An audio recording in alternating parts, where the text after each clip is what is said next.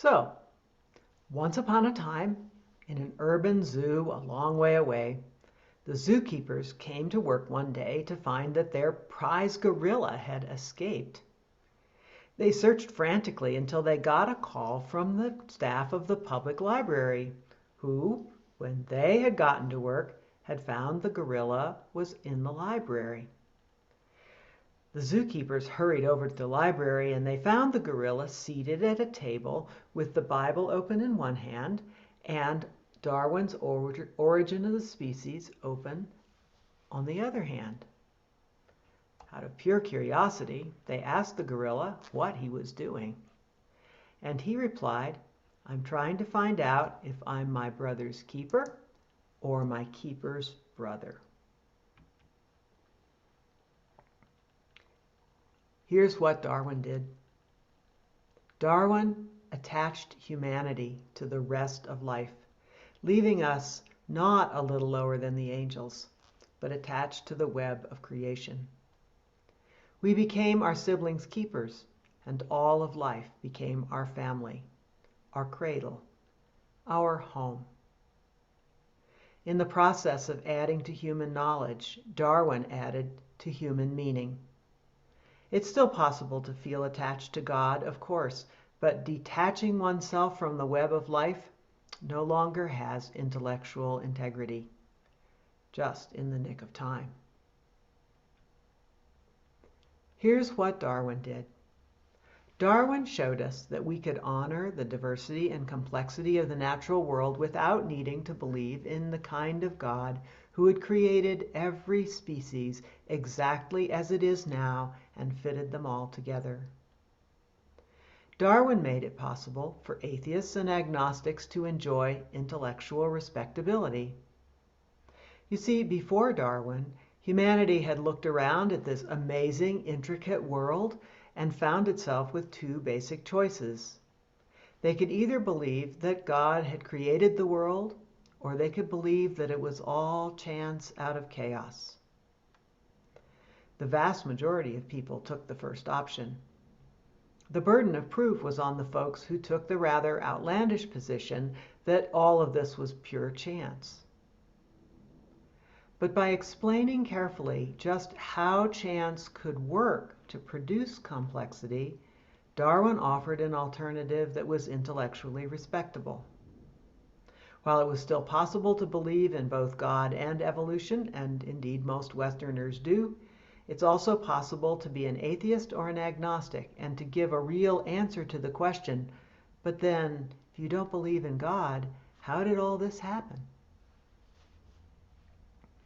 The indisputable fact that sincere people in the same culture can hold very different religious ideas has strengthened religious pluralism here and in many places. Thank you, Mr. Darwin. The intersection of religion and science has moved several times in human history, and each time the mainstream of religion has adjusted and thrived to what science has learned. It flared first when astronomers discovered that the solar system does not fit the biblical text. The vast majority of Bible believers have since been helped to understand that this biblical mispicturing of God's universe was an error of olden times, and we moderns are called to use our God-given talents of reason and observation and come to terms with God's vast and three-dimensional universe without letting it shake our faith. That was a great triumph of religious education. And it had no sooner trickled into society than Darwin's theory wreaked havoc on the most literal readings and interpretations of the book of Genesis. And that was troublesome almost everywhere for a while, and then once again, most believers have been convinced by good religious education that there's no reason that Darwinism should be a blow to their faith. Instead, they find themselves thrilled by the astounding and glorious plan by which life evolved on Earth. There is no more essential conflict between Christianity and evolution than there is between Christianity and Galileo, and no less an authority than Pope John Paul has said so. There's still some resistance in some places, of course, but the intersection between science and religion has moved from biology to physics, where it currently resides. And that's a different sermon. So here's what Darwin did. Darwin offered a theory of nature that crumbled old static aristocracies and made way for the meritocracy, which for better or for worse, we take for granted today. Before Darwin, the British world was dominated by an inherited aristocracy and a church which taught that God had made things like this on purpose, unchanging and unchangeable. A giraffe was a giraffe, a peasant was a peasant, a queen was a queen. The fact that the peasants were starving or the aristocracy corrupt might be regrettable, but you could no more imagine an aristocrat becoming a peasant than you could imagine a giraffe with stripes. Of course, you could imagine a giraffe with stripes, can't you? And you can imagine some certain kind of foliage in some isolated savanna where spotted giraffes would be sitting ducks and the stripier ones would survive to breed. But then you're all children of Darwin. Refreshing idea, isn't it? But it's utterly foreign to any learned person before Darwin. Now here's where science intersects with society and with politics. And it's a very interesting story. Darwin developed his theory in the midst of a period of massive social upheaval, with three parties vying for supremacy in the hearts and minds of politicians and people in Britain. The first party was the Anglican Church, which believed that a majestic, all-powerful God had created every single detail of our complex world, including the species, from simple to complicated, and fixed them the way they were created, crowning human beings as a little lower than the angels. This hierarchical, static view of the world not only meshed easily with biblical authors, it meshed with and legitimized the British class system, the inherited power of royalty and the upper class, and the right of the British to colonize parts of the world that they considered inferior. We could call this group the rock-hard entrenched conservatives, steadfastly looking backwards to scripture and social structure and believing that these things had to remain by God's will exactly the way they were. These were the Tories in British politics.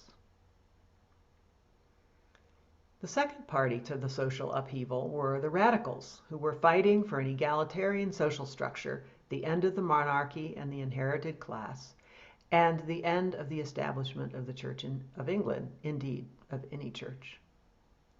They railed against the massive poverty of the Industrial Revolution and the church which had sanctioned it. These revolutionary ideas were frightening, and so were the people who espoused them to the rest of the country. The third party consisted of the upwardly mobile middle class, often religious dissenters, sometimes Unitarians, who were working hard within the system and succeeding in slowly changing and humanizing it by dint of hard work and clever intervention. They advocated for changes that would bring on the meritocracy, but they wanted orderly change, and they feared the radicals almost as much as the conservatives did. Their party was the Whig Party. Darwin was a Whig. His father and grandfather were both freethinkers, his mother a Unitarian of the Wedgwood family, as in Wedgwood pottery, that is to say, a part of the upwardly mobile middle class. Young Darwin attended Unitarian chapel with his mother. Unitarians weren't allowed to call themselves a church in England in those days. And he went for a year to a Unitarian day school. And since admission to Cambridge and Oxford in those days was only open to members of the Church of England, he went to the University of Edinburgh. His interests there actually turned to religion and to orthodoxy, and for a while he intended to become a priest in the Church of England. His 5-year jaunt on the Beagle was the sort of pre-career adventure that was common in those days.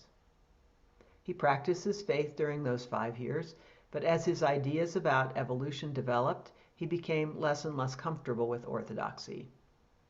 Returning to England, he settled into the life of a learned gentleman and never became a priest. He was supportive of and active in the affairs of his local Anglican parish, but eventually he got into the habit of taking a long walk in the countryside while his wife took the children to morning services. He valued the stability and structure of the church while not himself believing its most important doctrines. There were many ways in which Darwin was torn between the old establishment order and the new, and this had profound consequences for the way the theory of evolution was announced to the world. Darwin was first and foremost a naturalist, an observer of minutiae in nature, but he was no absent-minded professor, blissfully unaware of the effect that his science might have on the world. He was the first to realize that his theory of redefining nature would tear the foundations out from under the conservatives. Not because of the things we talk about now, like the age of the earth or our relationship to apes, but because by putting change and evolution at the center of the universe, rather than a static hierarchy, all of British society, from the monarchy to the colonies, might come tumbling down. He realized that his theory of natural selection could empower the radicals to argue that since species were not ordained by God, neither was the social order. And Darwin was nicely placed in the social order. He wanted it to evolve, not to come tumbling down in a revolution. This is most likely the reason he waited until the late 1850s to publish his book, because the 1830s and 40s had been a time fraught with social perils like rural poverty, urban famine, and revolution abroad. Darwin waited until he thought the social order could cope with his ideas. Of course, the theory of evolution played most happily into the hands of the upperly mobile, meritocracy-focused middle class, but they would seek out the versions and interpretations of the theory of evolution that would most focus on responsible, incremental, safe social change.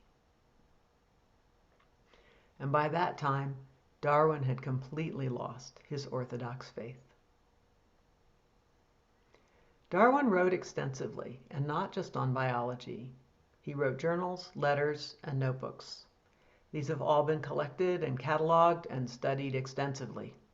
We probably have a better understanding of Darwin the man over his lifetime than any other human being.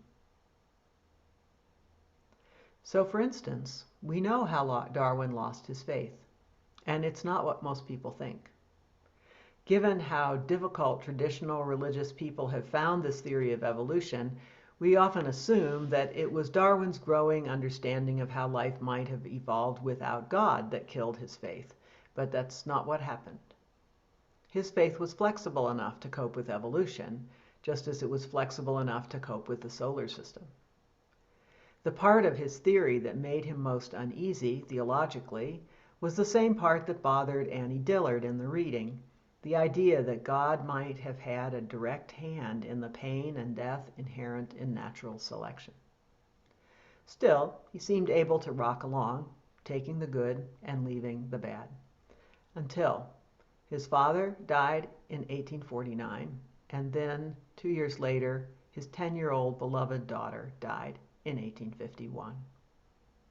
Neither had made a profession of Christian faith, and the orthodoxy of the day said that they were therefore sure to be spending eternity in torment.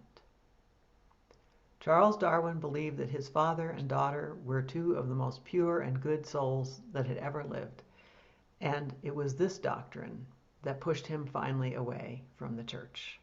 So, born a Unitarian, he lost his faith and became a Universalist. By the time The Origin of Species was published, he called himself an agnostic, although he never actually resigned his membership from the Church of England.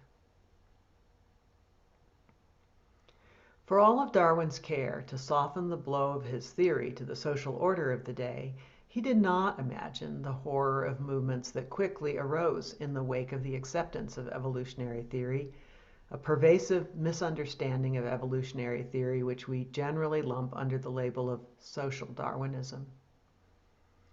Social Darwinism is the non-scientific idea that those who have come to the top of any particular social heap, or who seem to be stronger or smarter or even luckier within that particular system, therefore have more evolutionary worth than those at the bottom of these social constructs. In its most extreme form, social Darwinism suggests that only the fittest, by this rather narrow definition, top of this particular social heap, should be allowed to reproduce. This saw its worst examples in Nazism abroad and here in America in the social eugenics movement of the last century, which advocated sterilization, voluntary or not, of mostly women of color who were assumed to be doing harm to the human gene pool. I'll just repeat that that is not science. It's wishful thinking, almost always laced with racism. Social Darwinism has unfairly tarred and feathered Darwin's much more carefully drawn theory. So here's what Darwin did. Darwin offered a theory about nature that has been used to justify some of the most evil and ugly actions humans have ever perpetrated on each other. And Darwin offered a theory about nature that put waste and death at the center of nature's scheme, supplanting a theory which had put love and life at the center of nature's scheme. Do you think there was probably some resistance to that? There was, and there still is. But at the same time, the theory of evolution has come to permeate not just the thinking of scientists, but the thinking of even those who don't believe it. In the meantime, science and observation have marched on. Toppled institutions have been replaced or found a new place, and much of humanity has come to find beauty and meaning in the theory of evolution. These days, most religious people believe in the variation of evolution which is called intelligent design, which posits a creator God acting not to paint the stripes on every zebra, but rather to design the process by which zebras, over time, get the stripes they need to hide in the grass, and giraffes get the long necks they need to eat the leaves in the tall trees, and people get the big heads and the long childhoods we need to house our big old brains. These days, it turns out that the most important thing that Darwinism teaches us, intelligent design also teaches us, and so do many strands of the wisdom of the world's traditions, including that of Christianity, which is that we are all related. We persons, regardless of clan or skin or faith, we living beings, human or animal or plant. We who share this earth from atoms to zebras are all of our brothers and sisters keepers and all our keepers' brothers and sisters. The 10,000 beautiful, intricate, complex things that make us and surround the world are all connected. Call it Darwin's world.